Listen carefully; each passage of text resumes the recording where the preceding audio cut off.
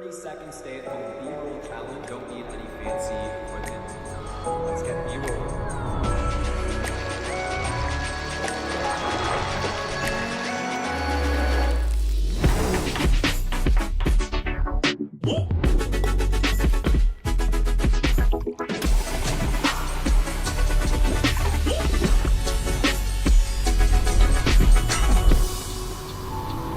So I'm going to walk through how I filmed the B-roll sequence that you just saw. The first thing I did was I chose a song. It begins with sad vibes and then it gets exciting and epic. So starting out this video, I want to have me sitting here bored and a little bit lazy. And then I realized that, oh, this is a phone in my hand and I can create a video. An essential message of the video is that you can do anything as long as you have any camera. Filling the frame with the phone camera is a way to honor that. So I'm gonna bring the phone up to the camera and then come out of that camera in the kitchen, wiping down my phone. So I'm using the full manual video feature on my Samsung Galaxy S10. I'm doing this almost all handheld and I'm filming myself. And then now we're out. For the washing hands shots, from the last shot where we're whipping down, I'm gonna come back down into my hands. I also want to have a shot looking from below at me washing my hands and the water is splashing all over the lens.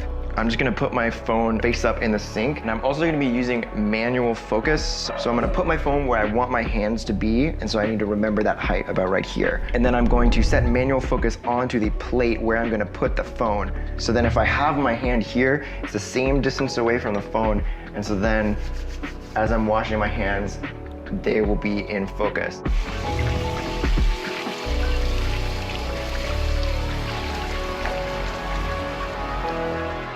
Turn the water off.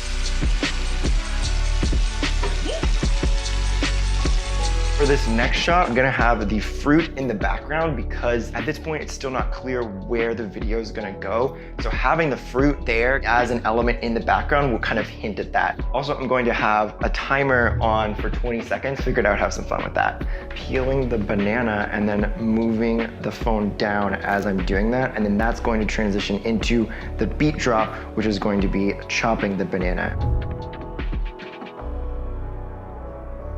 I know the next shot is going to be the knife chopping down.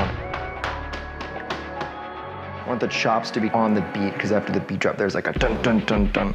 I am filming most of this at 30 frames per second and then slowing it down to 24 because I want it in a 24p timeline, but I also want to smooth out a little bit of that shake. I'm actually gonna film this one at 4K 60 because I want it to be a little bit more smooth or slow. At this point in the song, I think there's a low pass filter, so it goes like, it gets a little bit slower before it ramps up at the next beat. Now we're gonna add some berries to the smoothie, and my idea for the next shot is there's a part in the song where it goes like whoop. I'm thinking I can throw the strawberry up in the air, split in half in midair and then fall, and then we transition into the blender. I'm gonna follow the movement of the strawberry. Didn't split apart is the one. Nope. One of the things I think is often not talked about is where should you be looking at your camera or phone screen, or if you should be looking at what you're following. I've looked at the actual thing and then I look back on my screen and it's not framed right. Or I've been so focused on the framing of something on the screen that I am not keeping up with its movement. Finding that balance I think is really important. I'm gonna be both looking at the strawberry and then glancing back. It's too sticky. Nope, nope. Is that the one? So the reason I'm doing these whip transitions or like seamless transitions, I've chosen selectively the places where I think it helps drive the story forward and match the energy of the music.